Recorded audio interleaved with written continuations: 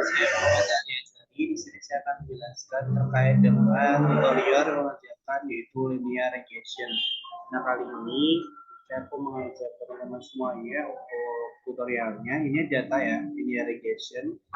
Di sini kita yang pertama kita akan mencari dulu outputnya di sini. Itu rumusnya kita klik dulu yang sebelah kiri.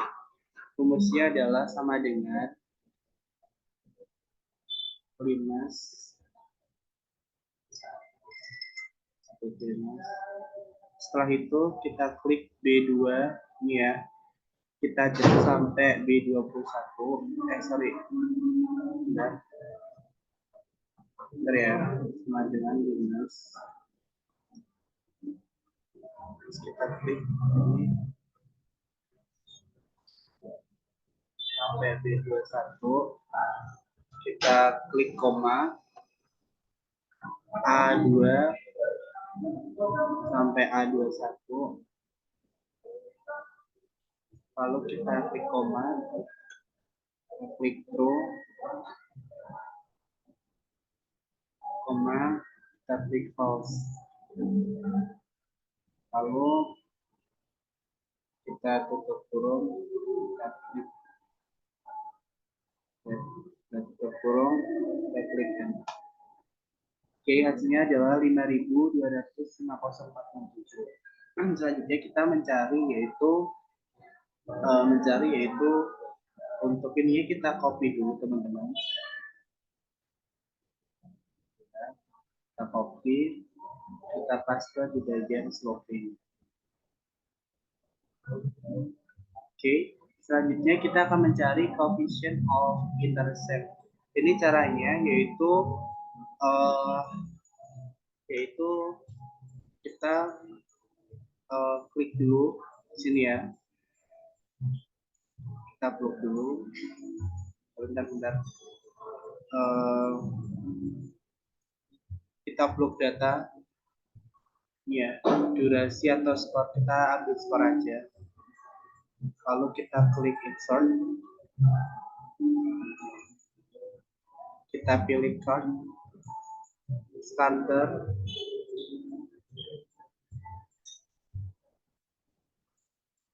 lalu kita klik sini, kita klik, bentar teman-teman, kita klik starter.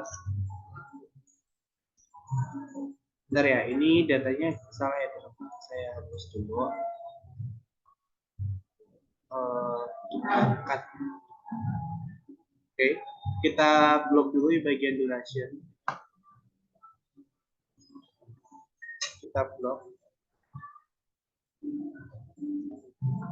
blok dulu bagian durasi. Oke, sampai itu kita pilih insert, lalu kita klik card, kita pilih card starter. Oke, terus lalu kita klik kanan, kita pilih add red line.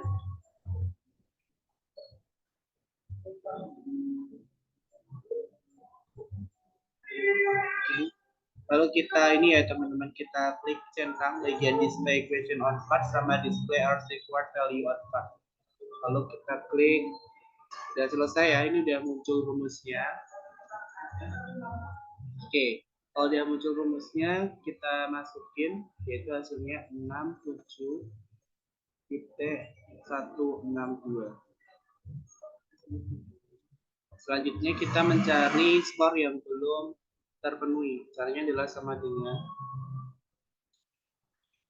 55.2503 dikali dengan durationnya adalah 5, kita kali 5 ya benar, lalu kita tambah dengan 61 hasil dari probabilitas 67.162, lalu kita klik enter. Oke, hasilnya ini, lalu kita drag ke bawah.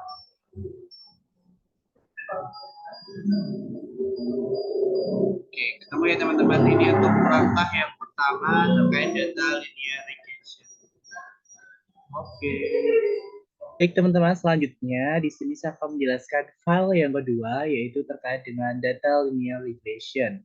Oke ya, yang pertama-tama kita klik dulu data.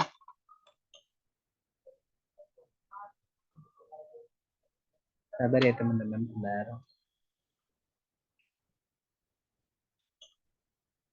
Kita klik data ini.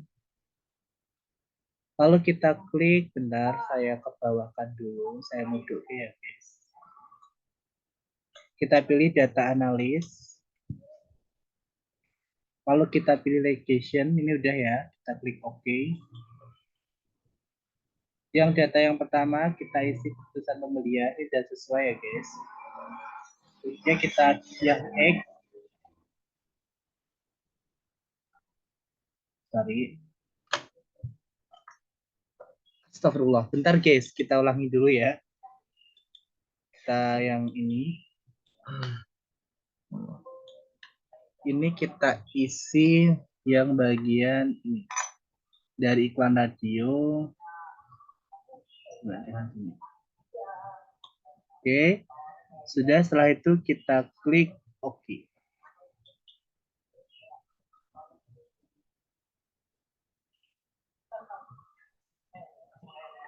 Oke guys, ini udah tercapai ya data-datanya. Habis itu kita klik, kita ini kan dulu ya, biar enak.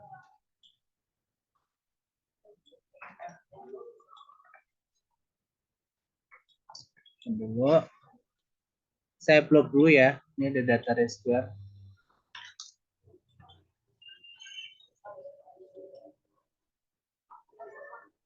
Ada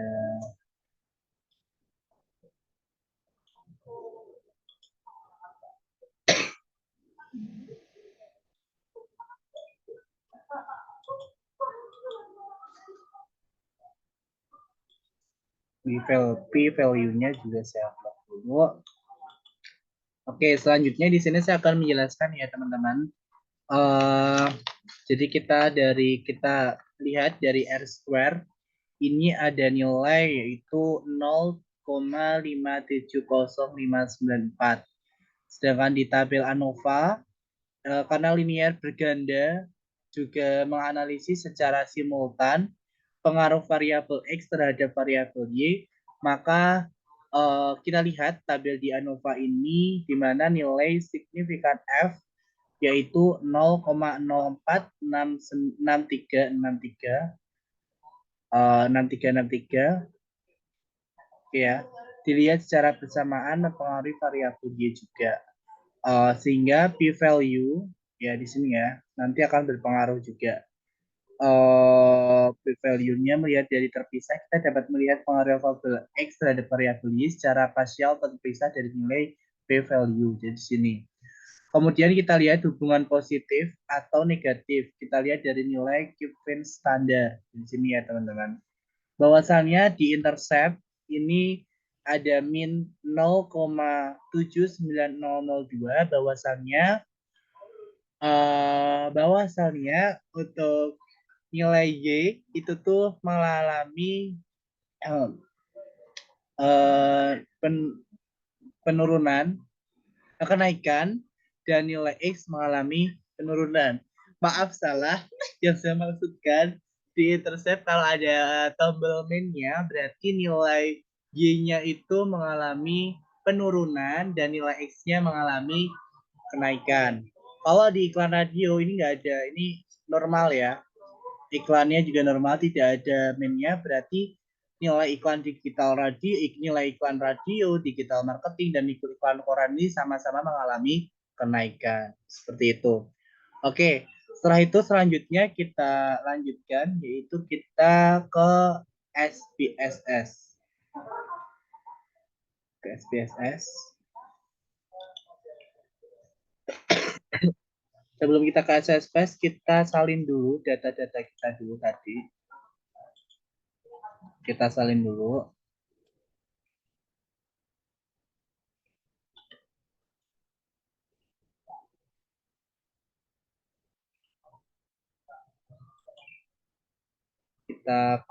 kita paste di SPSS.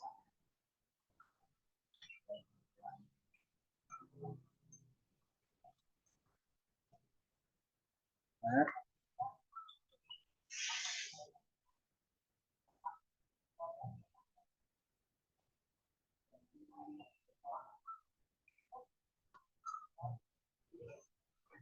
bentar ya, kita paste dulu. Bentar teman-teman loading.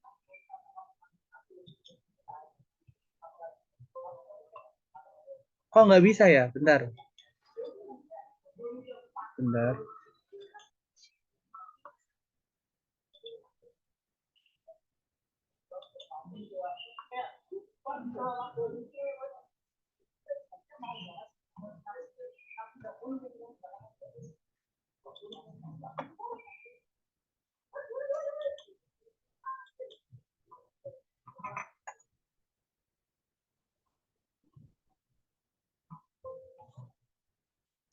Bentar.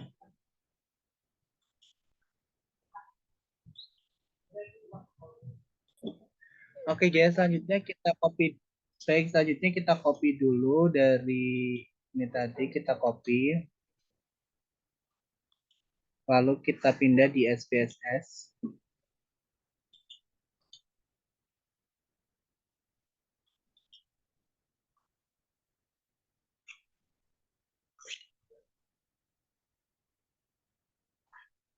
Oke.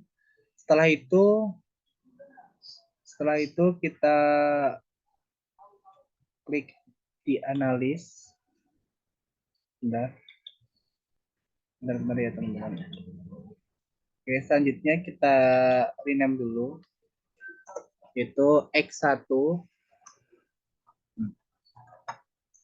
X1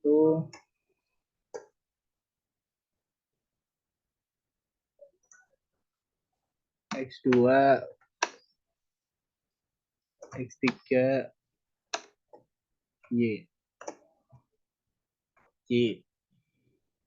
Selanjutnya kita isi tabel ini, label ini yaitu kita isi dengan iklan radio,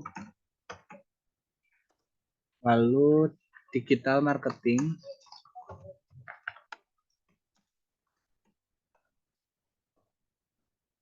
lalu iklan koran, lalu keputusan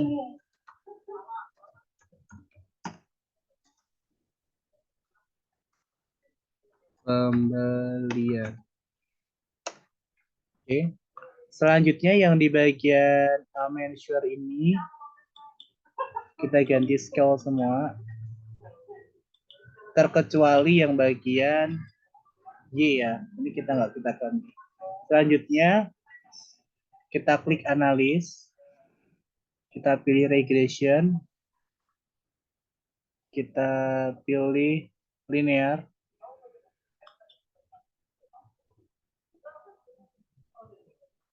Oke, ini kita isi yang pertama adalah keputusan pembelian. Yang bagian ininya kita isi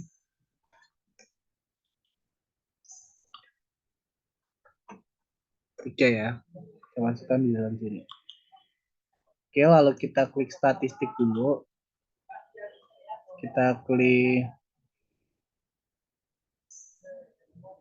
ini konsolen diagnos, kita klik continue. Kita klik ports. Kita yang X kita isi masukkan di Y sesuai sheet ID-nya. Untuk X-nya kita isi Zebra ID.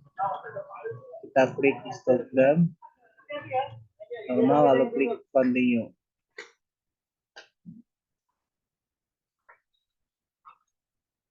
Next, setelah itu kita save. Kita pilih yaitu understand sheet di bagian residuals. Kita klik continue. Lalu kita oke.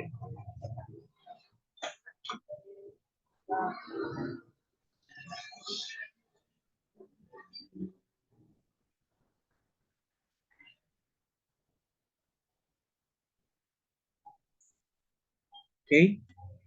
Baik teman-teman, udah kelihatan ya hasilnya seperti ini.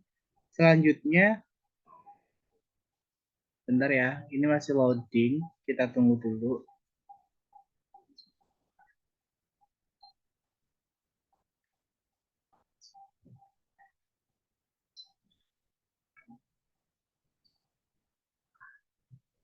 Bentar ya teman-teman, kita tunggu dulu.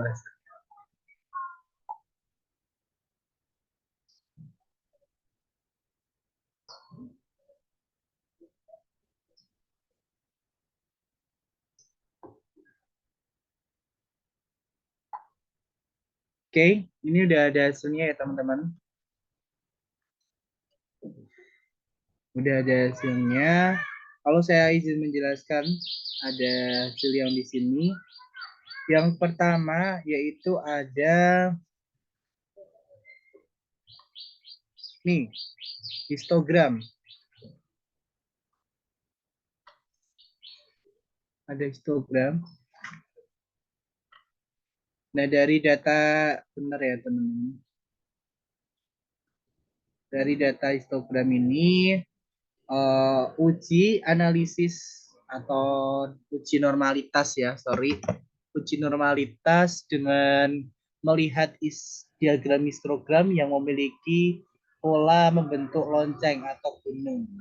Membentuk gunung, maka dapat kita katakan bahwa data yang digunakan dalam penelitian ini terdistribusi secara normal. Selanjutnya yaitu plot, ya kan? Berdasarkan plot di sini, dependent variable, berdasarkan plot terlihat bahwa sebaran data menyebar di sekitar garis diagonal, maka dari itu dapat disimpulkan bahwa data yang digunakan dalam penelitian ini terdistribusikan secara normal. Nah, selanjutnya kita akan mencari dulu yaitu etnograf. Sorry, kolmograf, yaitu caranya kita pilih Excel SPSS yang bagian ini dulu, data view, kita pilih analis, kita pilih normal test, kita pilih regen radiational, kita pilih one sample KS. Oke, kita pilih understand, ini ya yang terakhir, kita masukkan ke test variable list, kita klik oke. Oke, jadi sudah muncul ya di sini kolmograf. Jadi saya ketahui bahwasannya dari berdasarkan uji kolmograf Smirnov ditemukan di sini ditemukan ya teman-teman, ditemukan nilainya sebesar 0,002. Nah, ditemukan 0,002 yang mana nilai tersebut lebih besar dari 0,05 sehingga dapat dikatakan bahwa data yang digunakan kontribusi secara normal. Oke, selanjutnya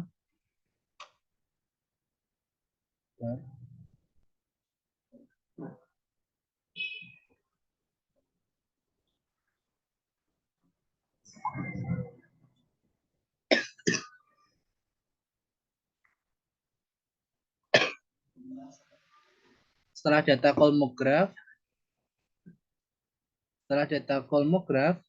kita akan melihat selanjutnya yaitu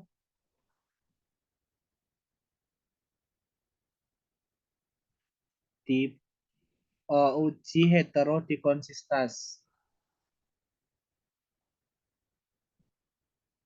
Oke, ini dulu.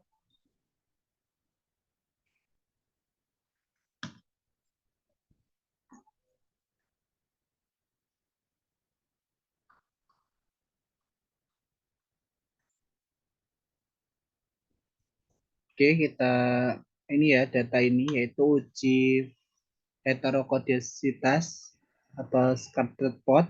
Berdasarkan seliput pada gambar ini menunjukkan bahwa data tersebar, ya datanya itu tersebar secara merata tidak membentuk pola tertentu abstrak ya, maka dapat disimpulkan bahwa data yang digunakan dalam penelitian terbebas dari gejala heterokodesa hetero heteroskedasitas seperti itu teman-teman. Selanjutnya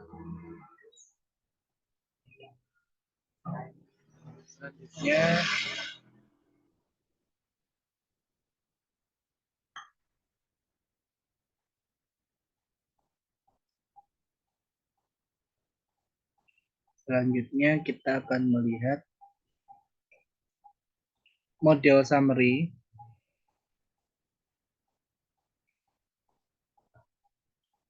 Model summary melihat dari tabel ini ya teman-teman. Kita tahu bahwa R square, nah di R square itu sebesar 571 ya. Nah, atau sebesar 784%. Hal tersebut menunjukkan bahwa variabel harga saham sebesar 78,4%, 75,4%. Habis itu dipengaruhi variabel ROA, ROI, ROE, dan PAR, sedangkan sisanya dipengaruhi oleh variabel lain di luar penelitian ini. Seperti itu. Terus selanjutnya yaitu konsisten ANOVA. Selanjutnya yaitu ANOVA ya. Berdasarkan tabel ini menunjukkan bahwa nilai signifikan atau p-value-nya adalah 0,00 yang mana nilai tersebut lebih kecil dari 0,05 sehingga dapat disimpulkan bahwa secara simultan atau bersamaan ketiga variabel independen ini uh, dalam penelitian ini memiliki pengaruh yang signifikan terhadap variabel dependen atau variabel Y seperti itu. Selanjutnya yaitu konsisten, konfis, koefisien. Koefisien ini ada beberapa ya data yang berhasil. Yang pertama adalah ROA, variabel ya, variabel ROA variabel X1 memiliki P value 0,005 yang mana nilai lebih dari 0,05 sehingga dapat disimpulkan bahwa secara parsial variabel ROA memiliki pengaruh yang positif dan juga signifikan terhadap variabel harga saham. Yang kedua ROE. Variabel X2 ROE memiliki p-value 0,531 yang mana nilai lebih dari 0,05 sehingga dapat disimpulkan bahwa secara parsial variabel ROA memiliki pengaruh yang positif tapi tidak signifikan terhadap variabel harga saham. Selanjutnya PER variabel X3 PER memiliki p-value 0,000 yang nilai lebih kecil dari 0,5 sehingga dapat disimpulkan bahwa secara parsial variabel ROA memiliki pengaruh yang positif dan signifikan terhadap variabel harga saham seperti itu.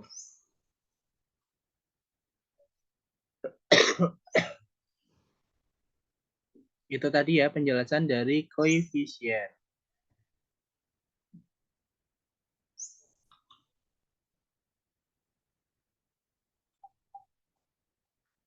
Baik teman-teman, selanjutnya kita akan melanjutkan di logistic regression. Caranya yaitu pertama teman-teman kita plot dulu, ya kan? Kita plot dulu data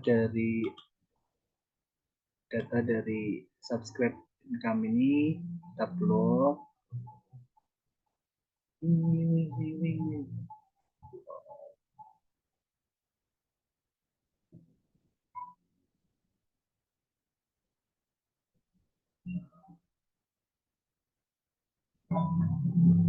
Kita blok, habis itu kita copy,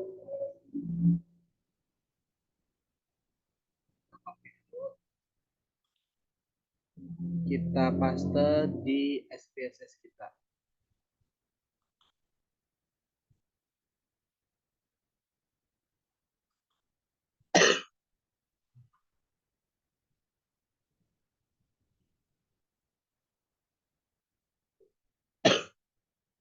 Kita paste di sini dulu.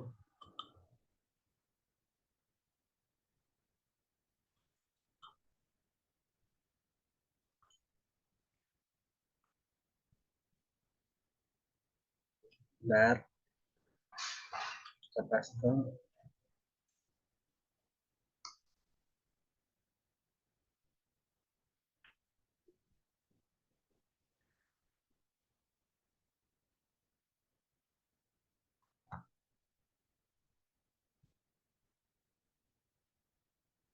Oke, setelah itu kita klik variable view.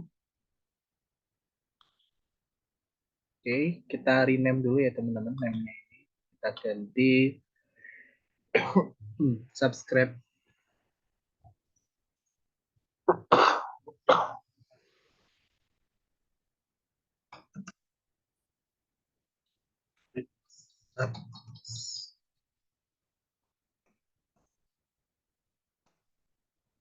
Selanjutnya X. Selanjutnya yaitu income. Oke, selanjutnya yang bagian desimal ini kita rubah menjadi 0. Kita rubah 0 semua.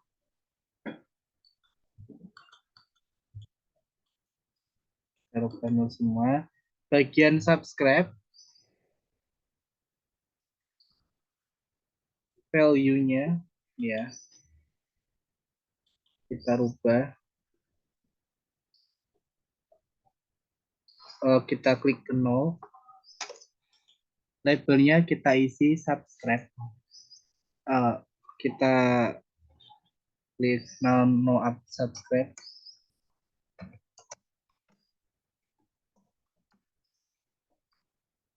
Kita klik add. Untuk angka 1 kita klik yaitu subscribe.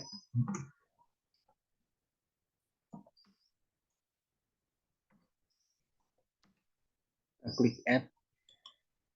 Terus selanjutnya kita klik OK.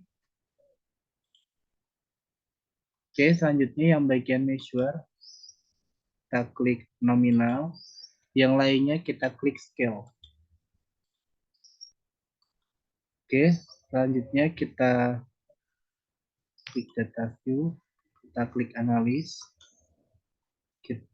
Analis. Kita klik bagian regression. Kita klik bagian binary logistik. Oke, subscribe kita masukkan di independent, yang lainnya kita masukkan di covariance. Lalu kita klik save.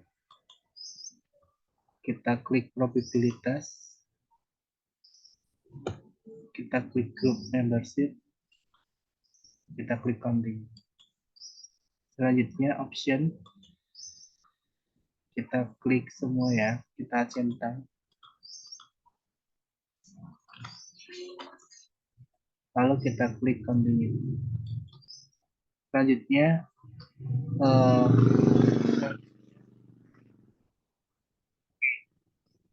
oke ya. Kita klik oke.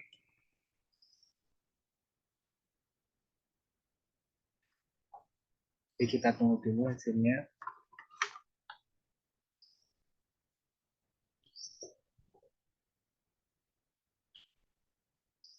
Baik teman-teman, ini kita akan mengetahui hasilnya, outputnya dari logistik regression. Di sini saya akan menjelaskan dari yang pertama adalah block 0 ya. Dari block 0 ini interaction history, ya interaction history-nya kita bandingkan nilainya dengan di blok 1/5/4 ya. Itu berarti dapat dikatakan data yang digunakan semakin baik karena nilai di blok 1 lebih kecil. Selanjutnya kita lihat di omnibus. Kita lihat di omnibus. Di omnibus test. Karena kita menggunakan dua variabel, kita lihat model nilainya adalah 0,00. dan nominal 0 yang mana nilainya lebih kecil dari 0,05, jadi dapat dikatakan variabel usia dan income memiliki pengaruh yang signifikan supaya pelanggan untuk berlangganan atau simultan. Yang kedua adalah Adobe Summary, model summary. Nilai R square adalah 0,92 ya, 0,92%. Model jika tidak masalah nilainya terlalu besar karena tidak terlalu berpengaruh. Selanjutnya adalah Hosmer Annual Emission Test. Nilai R square-nya adalah 0, nah 0,12 0,11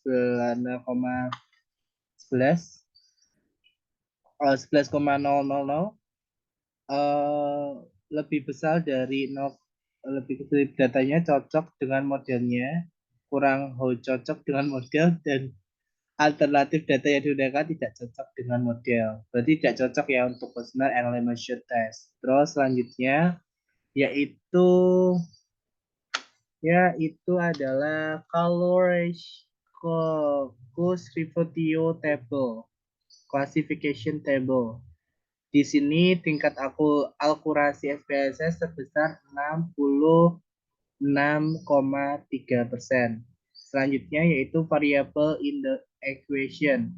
Secara parsial, usia memiliki pengaruh yang signifikan, di mana semakin tinggi usia, maka untuk melakukan perlangganan semakin besar.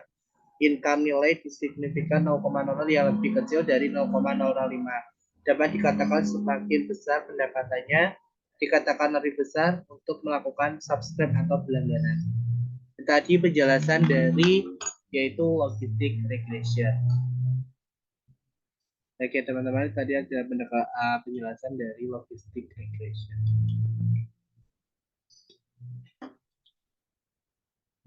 Aman. Baik teman-teman, selanjutnya di sini kita akan menjelaskan file yang selanjutnya. Nah di sini yang pertama kita akan buka dulu SPSS ya. Kita udah buka. Di sini kita berperan sebagai manajer SDM yang akan melakukan rekrutmen. Data tersebut menunjukkan data hasil dari tes 100 karyawan ya teman-teman. Data dari 100 karyawan, dari tes IQ sampai ke tes performa. Dan juga 15 data hasil tes calon karyawan baru berdasarkan IQ dan apakah mereka merupakan fans Aldi Taher. Di sini kita akan memprediksi performa calon karyawan untuk direkrut dalam proses yang perekrutannya sendiri tidak berdasarkan asumsi belakang, namun direkrut berdasarkan data yang sudah ada. Sehingga buka pada variabel view. Nah ini kita buka pada variabel view. Dalam di mana pada variabel view ini terdapat IQ. Nah, di ada IQ, gender, teliti, mat, personality, gelar, dan lain sebagainya sampai dengan yaitu performa kerja. Di sini kita akan mencari seperti itu apa performa calon karyawan. Yang pertama kita klik dulu analis. Setelah itu kita klik kita klik neural networks, kita klik multi-layer perceptron. Oke. Lalu kita pilih intelligent IQ, ini kita masukkan performa. Ini kita masukkan di dependent. Selanjutnya yang lainnya kita masukkan di covariance. Masukkan di covariance. Selanjutnya kita klik output. Selanjutnya kita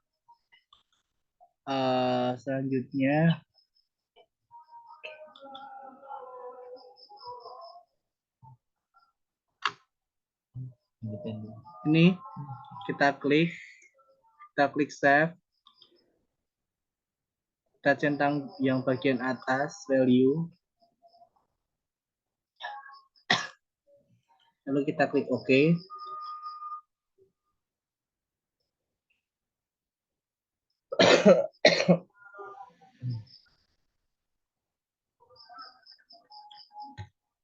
Selanjutnya, bentar ya, kita nunggu outputnya dulu.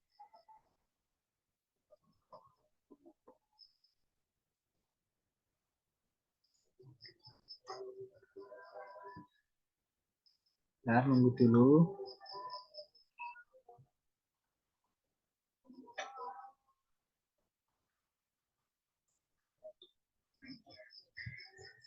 Bentar. Bentar ya. Ini loading masihan. Loading ya teman-teman. Udah. Kalau udah, di sini kita akan kemudian dapat dilihat ya hasilnya bahwa dilihat dari training 76 persen, dari testing ada 30%. Dilihat pada bagian model summary kemudian memprediksi salah sebesar yaitu 51%. Ya, model salah. Sorry bentar.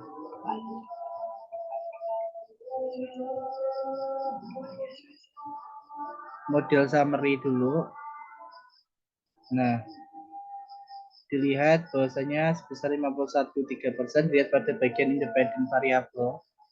Ya. Setelah itu variabel yang paling penting adalah IQ, yang kedua adalah pengalaman. Karena akurasinya tidak valid, maka kita ulang dengan menghilangkan variabel yang tidak perlu dua kolom terakhir. Caranya yaitu klik analis, natural walk, kemudian perception, klik variabel. Kita ini dulu ya. Sebentar, selain ini kita kita ekspor ke sini.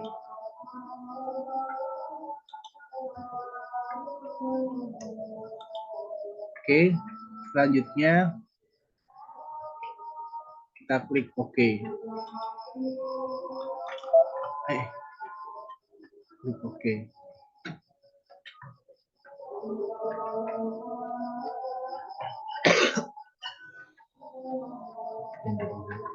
Dilihat dari cache processing summary ini ya, dilihat dari cache summary bahwasanya trainingnya 76%. Ini adalah 24% testingnya. Dilihat pada model summary-nya. Dari model summary duduk.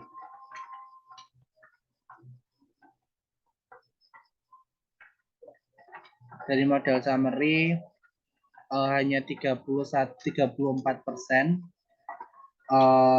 Salah dalam kita memprediksi pada testing hanya sebesar 21%, yang artinya datanya sudah valid dan dalam prediksi. Kemudian kita akan kembali dulu ke SPSS. Ini dilihat pada bagian hasil prediksi nomor. Nah, di sini dilihat bahwasannya 114 dan 115 besar performa sebesar 10 ya, di 111. Nah, ini 10 sehingga layak untuk direktur karena hasilnya adalah 10. Jadi dua ini orang ini adalah layak sebagai direktur. Itu tadi teman-teman terkait dengan tutorial UAS Business Analytics. Apabila ada kekurangan, saya mohon maaf yang seluruhnya. I think that all. Thanks for the attention. Wassalamualaikum warahmatullahi wabarakatuh. See you. Ya, aku deh.